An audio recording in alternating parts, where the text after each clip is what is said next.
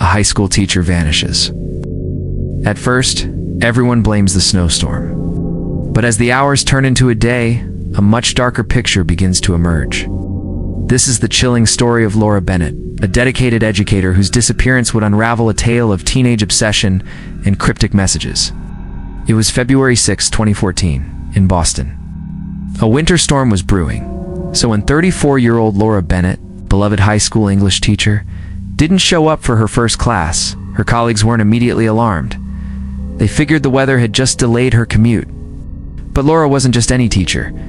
She was the kind who lived and breathed for her students, known for her punctuality and unwavering dedication. The first real flicker of worry ignited that afternoon. Laura had a parent-teacher meeting scheduled. In her entire 8-year career, she had never, not once, missed one. When she didn't appear, the school's administration knew something was wrong. A call was made to the Boston Police Department, setting in motion an investigation that would grip the city. The initial search started where her day should have. Officers went to her apartment, but she wasn't there. Her car, however, was quickly located, parked just 2 blocks away. The scene inside the vehicle was eerily normal, a snapshot of a life abruptly paused. On the passenger seat were her meticulously prepared lesson plans for the day. Her favorite coffee mug sat in the cup holder, half empty. Beside it, an ungraded stack of student essays waited for her red pen. Everything was there, everything except Laura and her phone. Her cell phone was missing. The police knew they needed to trace her last known movements. They turned to the school's security cameras. The footage from the previous evening, February 5th, provided the first crucial clue. At exactly 5:42 p.m., the camera in the school's parking lot captured Laura Bennett walking towards her car. She was alone, carrying a folder and holding her phone to her ear, deep in conversation. Investigators knew that the audio from that call could be the key to the entire case. Using advanced forensic technology, they were able to enhance the grainy audio from the security footage. The words they recovered sent a chill down their spines. Laura's voice was firm, professional, yet strained. "Can't talk to me like that again, Daniel," she said. "I'm your teacher, Daniel." The name immediately put one student on the police's radar, Daniel Harris.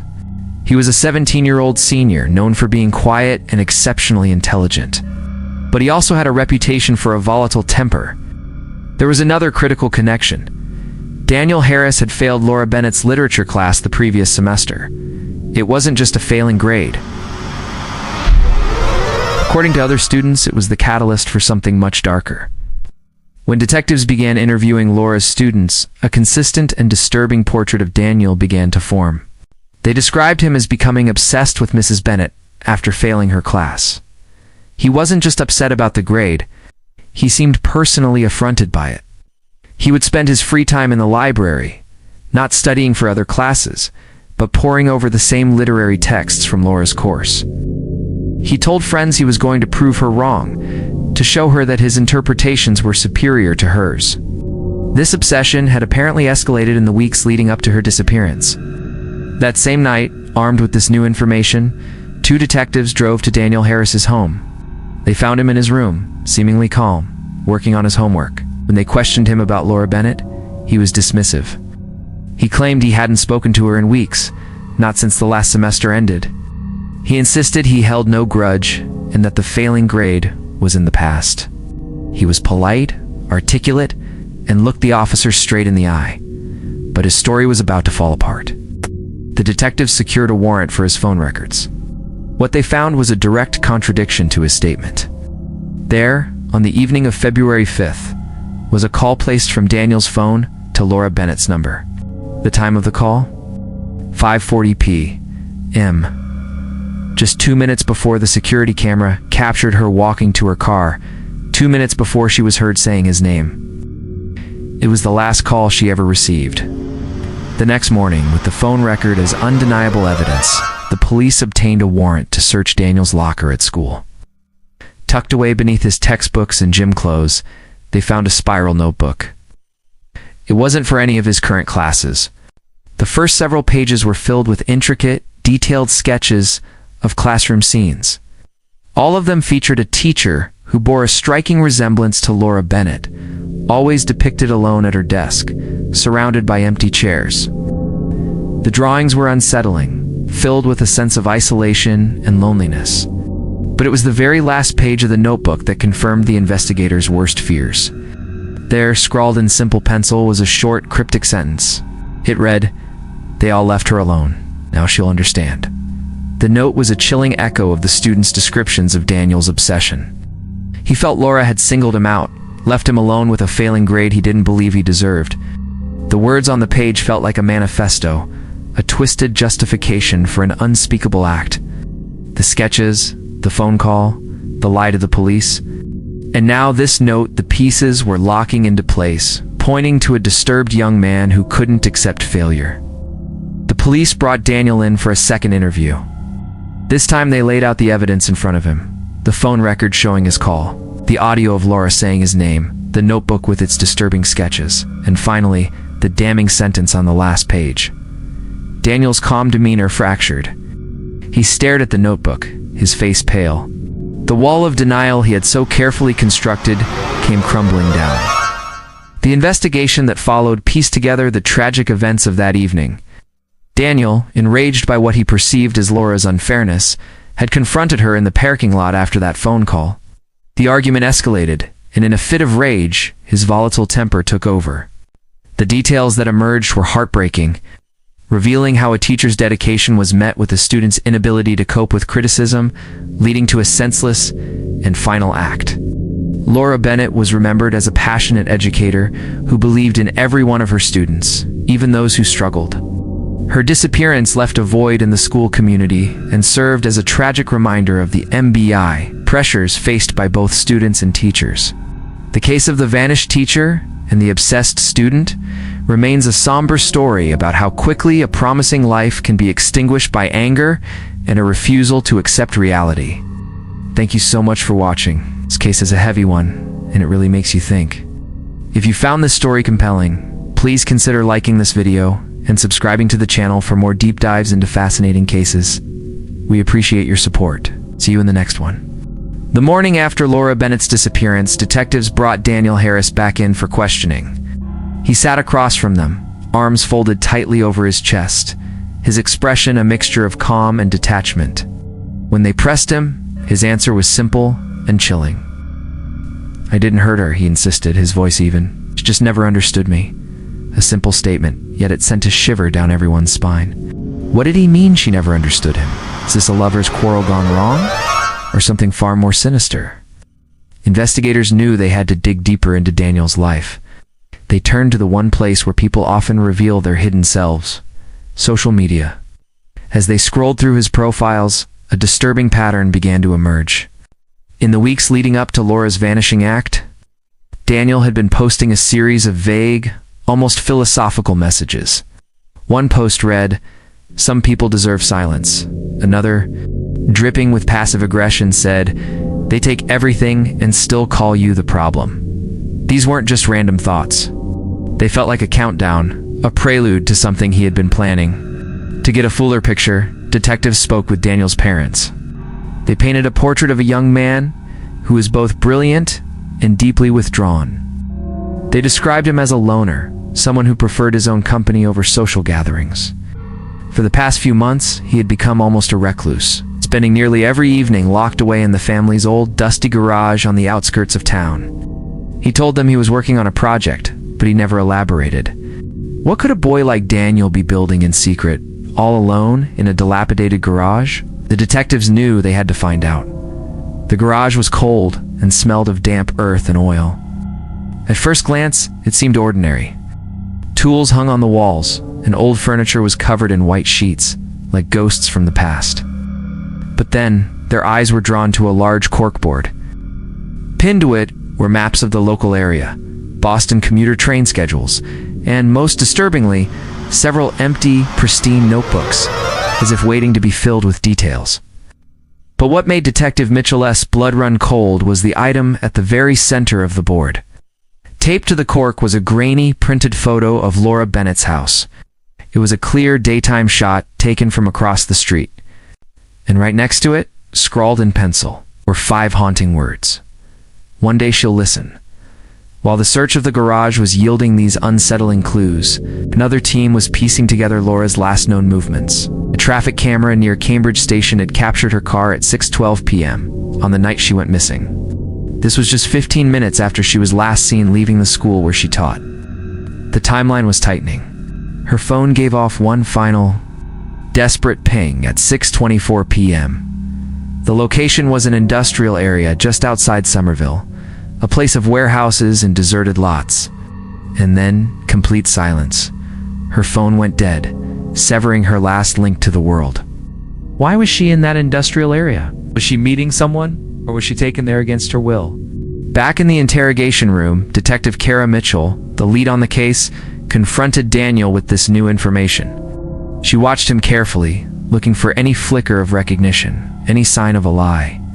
She mentioned Somerville, the industrial park, the last ping from Laura's phone. Daniel's reaction was immediate and firm. "I haven't been near Somerville in months," he stated, looking her straight in the eye without blinking. He was so convincing, so certain.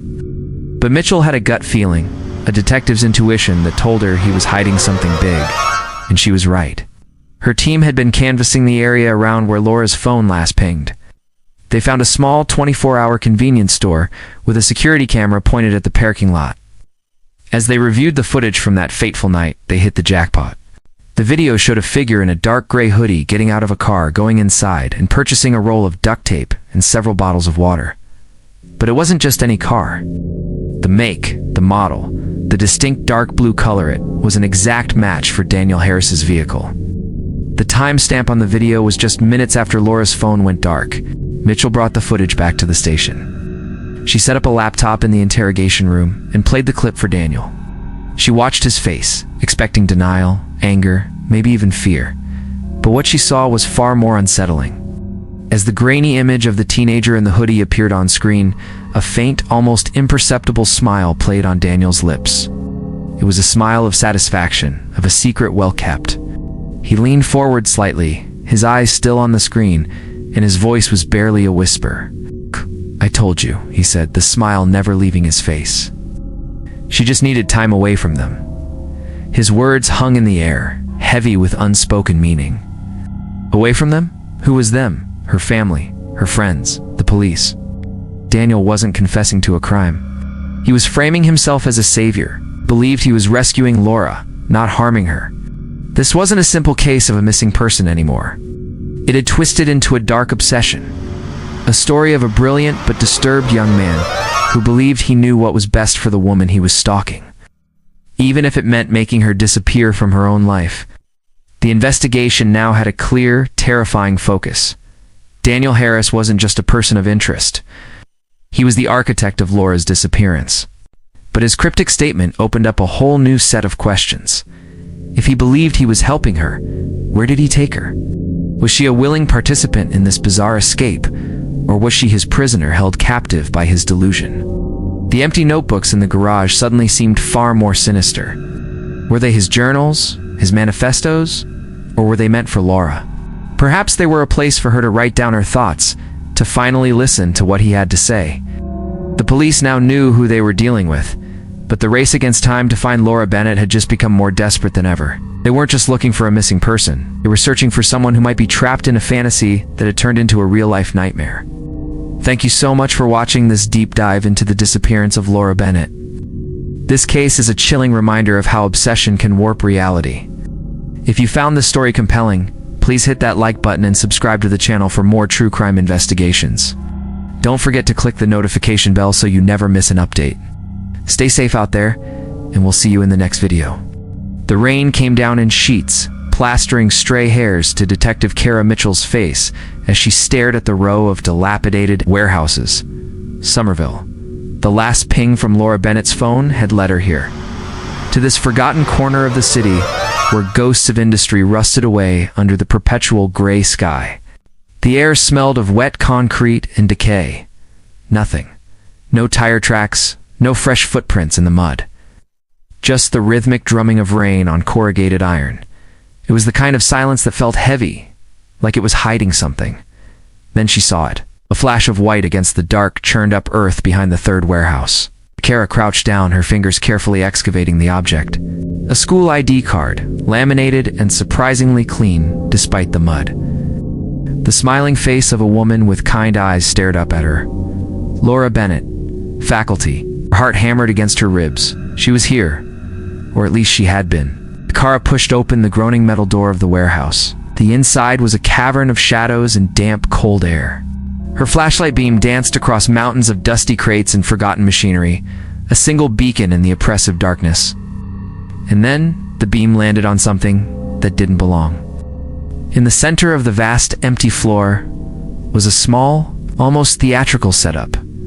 A single folding chair facing a small desk lamp. The lamp's cord snaked across the floor to a humming portable generator. It was like a stage set for a one-act play. On the floor beside the chair lay a stack of thin composition notebooks. Kara picked up the one on top. It was meticulously labeled in neat block letters, January, February. She opened it. The pages were filled with short, cryptic entries, each one a chilling glimpse into a fractured mind. She talks too much. Kara flipped the page. She doesn't see what's fair. Another flip. And now she will. The words were devoid of emotion, clinical and cold. It wasn't a ransom note. Out. It was a lesson plan. Forensics was quick. Fingerprints lifted from the lamp, and the notebook cover came back with a match. Daniel Harris, former custodian at the same school where Laura taught. He'd been let go a few months back. Complaints had been filed. It was described as quiet, withdrawn, but intense. A man who watched everything and everyone, but knowing who didn't tell them where. There was no sign of Laura. No blood, no scuff marks, no evidence of a struggle. It was as if she had simply sat in that chair and then vanished. The search teams began a methodical sweep of the massive warehouse. It felt hopeless, like looking for a needle in a haystack of industrial refuse. Hours passed.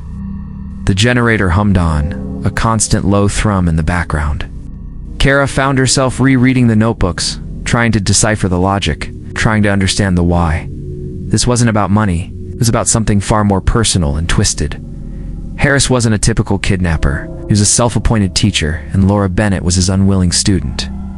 Detective, a voice called out from the far corner of the warehouse. Wara ran towards the sound. An officer was pointing his flashlight at a small, cleared space behind a towering stack of rotting wooden pallets. It was another bizarre setup. A neatly folded blanket lay on the concrete floor. Beside it, a full bottle of water and a thermos. It was a care package. Taped to the grimy wall just above the blanket was a single piece of paper, torn from one of Harris's notebooks. The same block lettering. Time, just one sentence. This isn't about pain. It's about quiet. A cold realization washed over Kara. She stepped back, the pieces clicking into place with a sickening snap.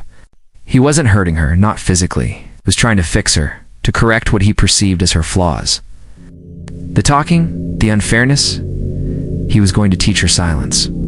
He was going to teach her his version of justice. This wasn't a prison of violence. It was a prison of ideology. He hadn't brought her here to die. It brought her here to be re-educated. And that meant one crucial, terrifying, and hopeful thing. He was methodical. He was patient. He wouldn't have killed her yet. The lesson wasn't over. Somewhere out there, in another abandoned building, another forgotten corner of the world, Daniel Harris was continuing his class. And his student, Laura Bennett, might still be alive, waiting for a rescue that had to come before the final bell rang. The search wasn't for a body anymore. It was a race against a clock ticking inside a madman's head, and the time was running out. Thank you so much for watching. If you were captivated by this story, make sure to hit that like button and subscribe for more deep dives into the most compelling cases. We'd love to have you as part of our community. See you in the next video. Detective Kara Mitchell stared at the file on her desk, the name Daniel Harris burning into her vision. The man was an enigma, a ghost who seemed to exist only in whispers and shadows. To find Laura Bennett, she had to understand the man who took her. She started with his past, digging into school records, yearbooks, anything that could give her a clue. The early reports painted a picture of a prodigy. Straight A's, glowing teacher recommendations, a bright future laid out like a golden road. Then, sophomore year hit. His father walked out, and the golden road crumbled into dust. The reports after that all sang the same sad song. brilliant but angry. A spark of genius smothered by a cloud of resentment. He was a powder keg waiting for a match. Kara sifted through disciplinary notes and counseling session summaries. Most were minor incidents, stalking back, skipping class. But one report from when he was 12 made her pause. He'd been found hiding out in a derelict cabin behind his grandparents' old property, just outside the city limits. He'd been missing for 2 days. When a counselor asked him why he ran away, why he hid in that specific place, his answer was chilling. Said it was the only place people stopped talking. The phrase echoed in Kara's mind. She'd seen it before. She quickly flipped through the photocopies of Daniel's current notebooks, the ones they'd found in his apartment. Her finger traced the frantic scrawl on a recent page. There it was again, darker, more menacing this time. Quiet is the only way they learn. A cold dread washed over her. He wasn't just seeking silence for himself anymore. He was imposing it on others. Where was this cabin? She pulled the old property records for his grandparents' land. The main house had been sold years ago, but a small, overlooked parcel deep in the woods was still listed under their name. The location, a remote wooded area near Middlesex County, about a 40-minute drive west of Boston. Quick check confirmed it. The cabin still stood, decaying and forgotten. No one had lived there, or even been near there for decades. Or so they thought. Time was running out. Kara grabbed her jacket and assembled a small team. "We're going for a drive," she announced, her voice tight. They piled into 2 unmarked cars, the setting sun painting the sky in shades of orange and blood red. The city streets gave way to highways, then to winding country roads. The final turnoff was barely a road at all, just a dirt track swallowed by trees and a creeping evening mist. The tires crunched over fallen branches. The air grew heavy, thick with the smell of damp earth and decay. As they neared the clearing, Kara leaned forward, her eyes scanning the path ahead. And then she saw them, tire tracks in the mud, cutting deep into the soil. They were fresh. Her heart hammered against her ribs. Someone had been here. Recently, they parked a short distance away and approached on foot, weapons drawn. The cabin emerged from the gloom like a phantom, its windows dark and empty. It was small, barely more than a shack, listing to one side, as if tired of standing. The woods were unnervingly silent around them. The front door was locked, bolted from the inside. Kara cursed under her breath. She moved to a grimy window, wiping away a layer of dirt. She peered through a crack in the warped wooden frame. It was nearly pitch black inside, but she could make out a faint, flickering light. A candle? A lantern? Her eyes adjusted to the dimness. She could see the barest outlines of a room. A single wooden chair, a small rickety table, and on the floor, a blanket spread out neatly. Next to it, a familiar spiral notebook lay open. Even from this distance, she recognized Daniel's sharp, angular handwriting. The sight sent a jolt through her. She had to get inside. One of the officers moved to pry the door, but Kara stopped him. She had a feeling. A terrible, gut-wrenching feeling that they were walking into a trap, or worse, that they were already too late. She gestured for her team to hold their positions while she tried another window. This one was looser. With a bit of pressure, the frame gave way with a soft groan. She slipped inside, the smell of dust and something else, something metallic and faintly sweet filling her lungs. She moved toward the table, her flashlight beam cutting through the darkness. The notebook lay open. The handwriting was his. The entry was a fresh one, the ink barely dry. "She's calm now," it read. She stopped arguing. Maybe now she understands. Kara's breath hitched. Her gaze dropped to the top of the page. The date, February 7th, the day after Laura Bennett had vanished. No, it couldn't be. She forced herself to breathe, to think. She signaled for backup, her hand trembling slightly as she keyed her radio. Then she turned back to the room, scanning every corner. She pushed the cabin door and it swung inward with a creak. The room was empty. There was no sign of Laura, no sign of a struggle. It was just an empty, silent room. But as her team fanned out to search the surrounding woods, Kara's eyes landed on the table again. Next to the notebook sat a half-empty thermos. She reached out and touched it. It was still warm. A surge of adrenaline shot through her. He was close. He had been here just moments ago. And if he was here, then Laura was too. Somewhere out there, in the deepening darkness of those woods, Laura Bennett was still alive, and the hunt was on. Thank you so much for watching. If you're as gripped by this story as I am, make sure to hit that subscribe button and turn on notifications. You won't want to miss what happens next. I'll see you in the next video. That night, as the rain fell in a relentless, unforgiving rhythm, Detective Kara Mitchell remained a steadfast sentinel near the isolated cabin. The forensic team, their movements methodical and precise under the harsh glare of portable floodlights, combed every inch of the sodden ground. The earth had turned to a slick, muddy slurry, the rain washing it into small, temporary streams that carved paths through the crime scene. It was a miserable, chilling night, the kind that seeps into your bones and makes you question every shadow. Kara pulled the collar of her jacket tighter, the cold air biting at her cheeks. She watched the team work, a silent ballet of evidence markers and hushed conversations. Her mind was a whirlwind of theories and dead ends. The cabin, with its eerie emptiness and the lingering scent of damp wood and something metallic, had offered up so few answers. Who was Daniel? Why Laura Bennett? The questions echoed in the vast, dark expanse of the forest that surrounded them. Suddenly, a voice cut through the monotonous patter of the rain. "Detective, over here." Kara turned, her boots sinking into the mud as she made her way toward. A young deputy crouched near the edge of the woods.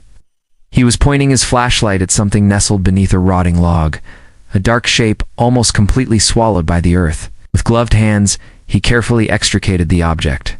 It was a small voice recorder, the kind of old, clunky device a teacher might use for lectures, meticulously wrapped in a clear plastic bag. A small piece of tape held the bag shut, a futile but telling attempt to protect it from the elements. "Whose is it?" Kara asked, her heart rate quickening.